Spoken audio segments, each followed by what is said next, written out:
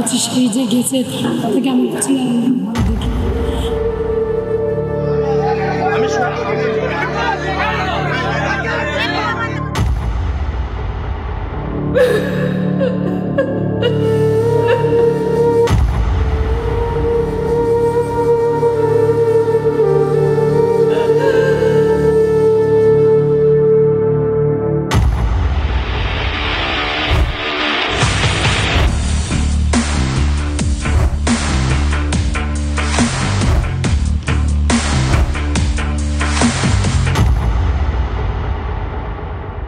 দুটি নৃশংস হত্যাকাণ্ডের অভিযোগ উঠে আসছে, একটা বারাসাত থেকে একটা দক্ষিণেশ্বর থেকে। বারাসাতে এক নাবালককে নৃশংসভাবে খুন করা হয়েছে বলে অভিযোগ, আর দক্ষিণেশ্বরে একটি যুবককে খুন করা হয়েছে বলে অভিযোগ। এবং দুটি ঘটনাতেই পরিচিতরাই জড়িয়ে রয়েছেন বলে এখনো পর্যন্ত পুলিশের প্রাথমিক তদন্তে অনুমান। ঠিক আছে, আমি বরং দুটি ঘটনার নৃশংসতা এবং দুটি ঘটনাটি কি ঘটেছে সেটা আপনাদের সামনে তুলে ধরবো। সবার প্রথমে চলুন বারাসাতে বেরোনো যাক।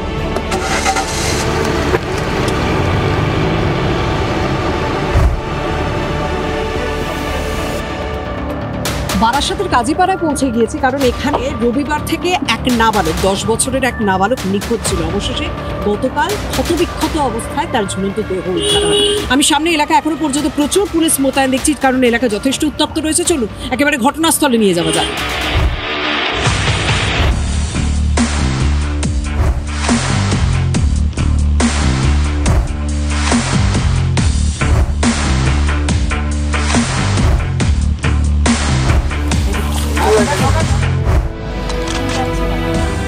একটুখানি বলতে পারবেন কি হয়েছিল? একটুখানি বলতে পারবেন? যদি যদি সুস্থ বোধ করেন তাহলেই বলবেন কি হয়েছিল। আমি বুঝতে, উনি কি মা? মা হয়। স্বাভাবিকভাবে মা কথা বলতে পারছেন না, কারণ এই পরিস্থিতিটা কথা বলার মতো নয়। আমি আরো অন্যান্য যিনি রয়েছেন আত্মীয় স্বজন, তাদের সঙ্গে কথা বলি। আপনারা মানে কি ঘটেছিল আমাকে একটু বলুন তো। সন্ধ্যে 6:15 আমার কচি খেলে ঘরে ঢুকেছে। আমি আরো বলছি, কচি এত ঘামা ঘেমে গেছিস, যা গোসল করে না। আমার কচি সেই যে গেছে তার থেকে আমি দেখি আমার কচি। মানে রবিবার সন্ধ্যেবেলায় ও খেলে এসেছে, আপনারা কথা বলেছেন, কিন্তু তারপর থেকে সন্ধ্যে 6টার পর থেকে আর কোনো খোঁজ পাওয়া যাচ্ছে না। 6:15 পর থেকে হাত দেখি না। আমরা 7:30 নাগাদ খোঁজ লাগাই, খুঁজতে খুঁজতে চারিদিক খুঁজেছি। যখন পাচ্ছি না তখন করেছি, মানে আইনে দস্ত হয়েছে। আইনে গেছি, গিয়ে আমরা প্রথম ডায়েরি লিখতে গেলাম। পুলিশ স্টেপ নিয়েছে প্রথমেই যখন পুলিশের কাছে গেছে? না না, প্রথমে গেছি, ও হয়নি, লেখা হয়নি, আবার লিখে এসেছি। লিখে অনেকক্ষণ দেরি পরে তারপরে সেটা জমা নিয়েছে। মানে প্রথমে পুলিশের কাছে গেছেন, প্রথমে কোনো স্টেপ নেয়নি, তারপর আবার আপনাদের কাছে আবার এদের বলেছে হ্যাঁ যেতে, যে লেখা হয়নি, ভুল আপনারা লিখেছেন, আবার লিখে আনুন। আচ্ছা, আবার এরা লিখে নিয়ে গেছে, দেরি হচ্ছে এর ভিতরে। হ্যাঁ, ওই যে এবারে এত মানে এগুলো তো রবিবার সন্ধ্যেবেলায় হয়েছে, আর কালকে তো আপনি কোচিকে কালকে পেয়েছেন। কাল কিভাবে পেলেন আমাকে সেটা বলুন তো। এইতে গিয়েছিলাম ওই সিআইডি অফিসে, এসছি যখন এসছি তো দেখছি যে সবাই ওইদিকে দৌড়াচ্ছে। কি ব্যাপার, আমার জামাইবাবু বাথরুমে গেছিল, বাথরুম থেকে একটা বিশাল হচ্ছে আশাদের বাড়ি থেকে একটা বিচ্ছিরি গন্ধ বেরোচ্ছে। তখন আমার ছেলে, আমার ওই ভাইপো, বড় ভাইপো আছে, ও আর আমার ওই বোনের 3-4 জন দৌড়ে যায়। দৌড়ে গিয়ে আমার ছেলে উকি মেরে দেখে, আমিও দৌড়েছি পেছনে। কি হচ্ছে দৌড়ে? বলছে মা আমি কিছু দেখেছি, আমি কিছু একটা দেখেছি, বলতে পারছি না। আমার ছেলে অজ্ঞান হয়ে গেছে, কিছু বলতে পারছি না। আমি উকি মেরে দেখি আমার কচির মাথা, আর কিছু দেখতে পাচ্ছি না। তারপরে তখন এর মতো ছিলাম না। স্বাভাবিক ওই অবস্থায় যেভাবে আপনারা দেখতে পেয়েছেন আর কিছু বলা যায় না, মানে বলতে পারছি না, কত হারিয়ে গেছে মুখ থেকে। কেউ আমাদের শত্রু ছিল না, কিন্তু এরা হলো কি করে এটা আমরা বুঝেই পাচ্ছি না। কেউ আমাদের শত্রু নেই। যে আয়েশার বাড়ি থেকে মানে কোচিকে পাওয়া গেছে আপনি বলছেন, সেই আয়েশা এলাকায় কতদিন ধরে থাকে? আপনাদের সঙ্গে কিরকম সম্পর্ক? ওনার বাড়ি কেউ, ওরা থাকে না, ক্যালকাটা পুলিশের চাকরি করে। ওরা এই 9-10 বছর মতো মানে বাড়ি ছেড়ে চলে গেছে। সে চলে যায়নি, কোয়ার্টারে আছে। তাহলে ওই বাড়িতে থাকে কে? ওই বাড়িতে কেউ থাকে না, ভাড়া ছিল, এখন আর কেউ থাকে না, জঙ্গল মতো হয়ে গেছে। আচ্ছা, আর ওদের সামনে একটা বাড়ি আছে, 2তলা বাড়ি, ওইখানে একটা মহিলা বয়স্ক থাকে, ওই মহিলার উপরে আমরা সন্দেহ করি। মহিলা যখন আমরা লাশ পেয়েছি তখন পাশে ছিল। এবার যখন দেখেছে পাবলিক খেতে যাচ্ছে, রক্ত আছে দেয়ালে দেখতে পাবে, তখন ভিতরে গিয়ে তালা মেরে দিয়েছে। মানে ওই মহিলার বাড়ির দেওয়ালে রক্ত দেখতে পেয়েছেন আর কচিকে পেয়েছেন উল্টো দিকে একটা বাড়িতে ঝুলছিল, তাই তো? এখন পুলিশের দিক থেকে কিরকম স্টেপ পাচ্ছেন? পুলিশ কোনো রকম ব্যবস্থা নিয়েছে? বাইরে বের যাচ্ছে না, পুলিশ এখন ঘিরে রেখেছে, কি করছে না করছে বলতে পারছি না। এরকম ভাবে আমরা সাধারণ মানুষ তো কেউ ভাবতে পারি। আমরা যতদূর সম্ভব মনে হয় ওই বাড়িতে এমন কোনো গোপন কিছু হতো, বাচ্চা হয়তো পাঁচিল টাচিলে উঠেছে, কোনো গোপন কিছু দেখতে পেয়েছে, হয়তো ওরা বুঝতে পেরে বাচ্চাকে ধরে সঙ্গে সঙ্গে যাতে বাইরে না রটাতে পারে সঙ্গে সঙ্গে বাচ্চাকে ক্ষতি করে দিয়েছে। আমাদের ধারণা এইটা। তাছাড়া আমাদের বাচ্চার সঙ্গে কারোর কোনো শত্রু নেই, আমার বাচ্চাকে ক্ষতিটা করবে এটা কি করে? এটার সঙ্গে কোনো রকম পাচার চক্রের যোগ নেই তো, যে শরীরে কোনো কিছু কেটে পাচার করে দেওয়া হয়েছে, যেটা অনেক সূত্র মারফত জানা যাচ্ছে? বুঝতে পারিনি, কিচ্ছুই আমরা বুঝতে পারছি না। কেন শরীরটা তো পুরো পচে গলে গেছে। কেন একটা 10 বছরের বাচ্চাকে এভাবে নৃশংসভাবে খুন করা হলো, সেটাই সব থেকে বড় প্রশ্ন। সেই প্রশ্নের উত্তরই এখন তারা খুঁজছে। এই মুহূর্তে ঘটনাস্থলে পৌঁছানোর চেষ্টা করছি, যেখানেই এই নাবালককে খুন করা হয়েছে বলে অভিযোগ।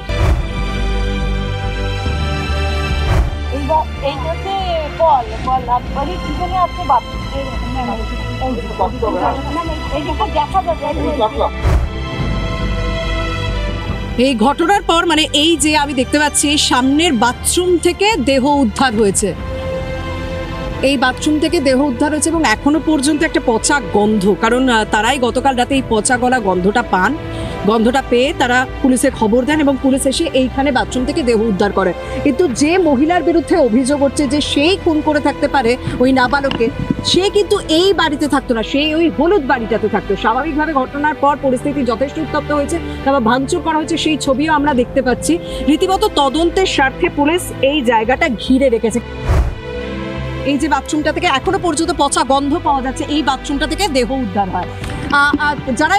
যারা ঘটনার সময় ছিলেন, যারা দেখেছেন, তাদের সঙ্গে আমি একটু কথা বলার চেষ্টা করব। আপনি ছিলেন যে যখন, মানে প্রথমে কিভাবে বুঝতে পারলেন? প্রথমে এখানে যখন গন্ধ পাওয়া যাচ্ছে ছুটে এসে আমরা 2জন থেকে 3জন সময় আমি ছিলাম, আমার বুবু ছিল, ঠিক আছে। বুবু দেখে তো বুবু অজ্ঞান হয়ে গেছে, আমরা দেখলাম, দেখে আমরা সঙ্গে সঙ্গে অফিসারকে ফোন করলাম।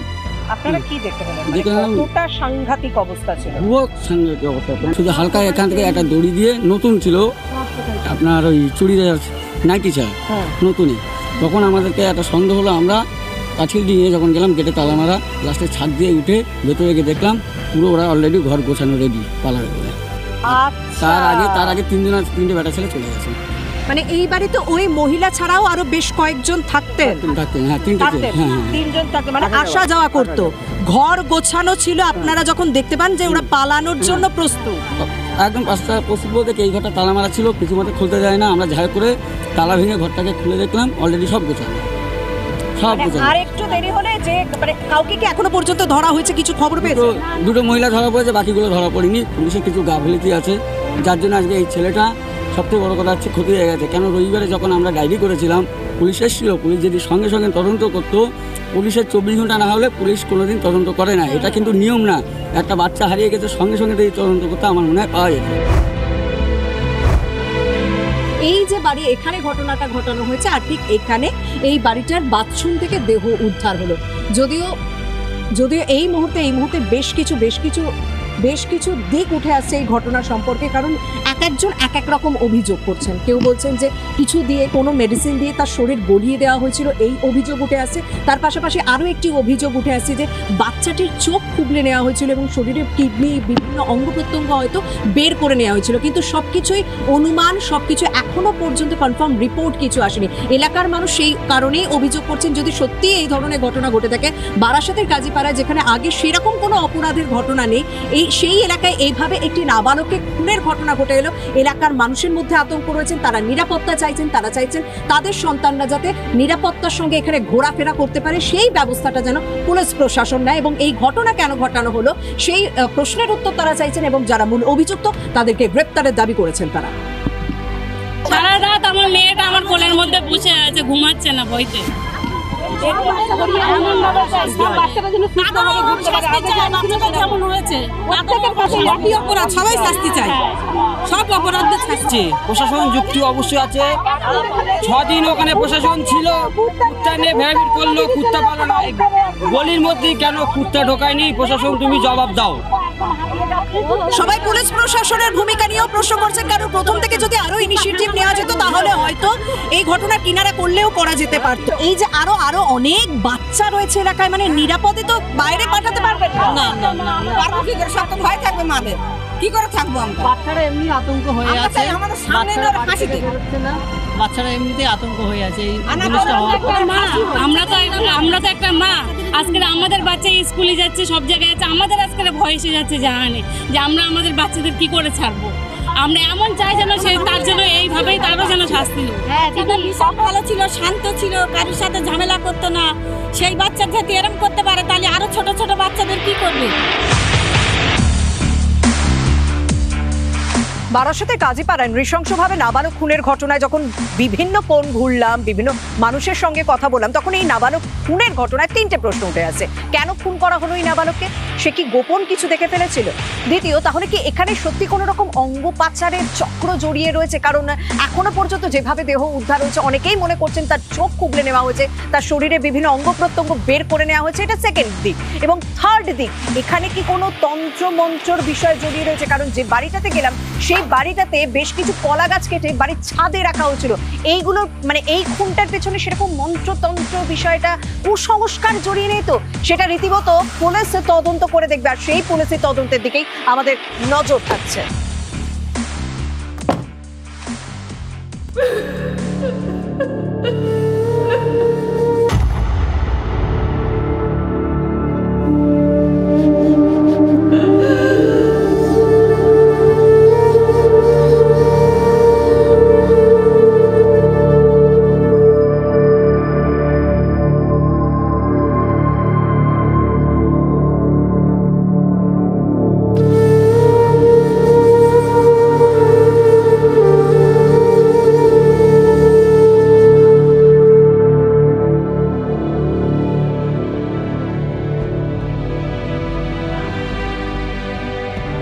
বারাসাত থেকে শর্মিষ্ঠা পৌঁছে গিয়েছে দক্ষিণেশ্বরে মে দিবস কলোনি, যেখানে 26 বছরের অপূর্ব ঘোষকে খুন করা হয়েছে বলে অভিযোগ। এই যে সিঁড়ির কাছের যে ছবি আপনাদের সামনে তুলে ধরছি, সেই সিঁড়ির কাছে এখনো পর্যন্ত বেশ কিছু পায়ের চিহ্ন দেখতে পাওয়া যাচ্ছে। এই পায়ের চিহ্ন কাদের? এটি কি ঘটনার দিনই না তারপরের? সেই বিষয়টাই ইতিমধ্যে তদন্তের স্বার্থে এলাকা সিল করে রাখা হয়েছে। তদন্ত করে দেখা হবে এটা কার পায়ের চিহ্ন। তবে এখনো পর্যন্ত পুলিশ যেটুকুনি জানাতে পেরেছে যে খুব ঘনিষ্ঠরা ছাড়া এই ঘটনার সঙ্গে এই ঘটনা ঘটানো সম্ভব নয়। কারণ অপূর্ব কখন একা ছিল বাড়িতে? কারণ অন্যান্য দিন সে ফল ব্যবসার জন্য বাইরেই থাকতো, মা এবং মায়ের সঙ্গে বা বাবার সঙ্গে ফিরতেন, কিন্তু সেদিন অপূর্ব একটু আগেই চলে আসে। সেক্ষেত্রে জানা ছিল যে অপূর্ব কখন বাড়িতে রয়েছে। আর তাহলে কি আগে থেকে কোনো রকম প্ল্যান ছিল বাড়িতে আসর বসানো, এবং সেটা খুব ঘনিষ্ঠদের সঙ্গে সে আড্ডা দিতে বসেছিল, আর তারপরেই সেখানে এই খুনের ঘটনা ঘটানো হয়েছে? সেই পুরো বিষয়টাই ইতিমধ্যে তদন্ত করে দেখা হচ্ছে। পুলিশ কি জানাচ্ছে?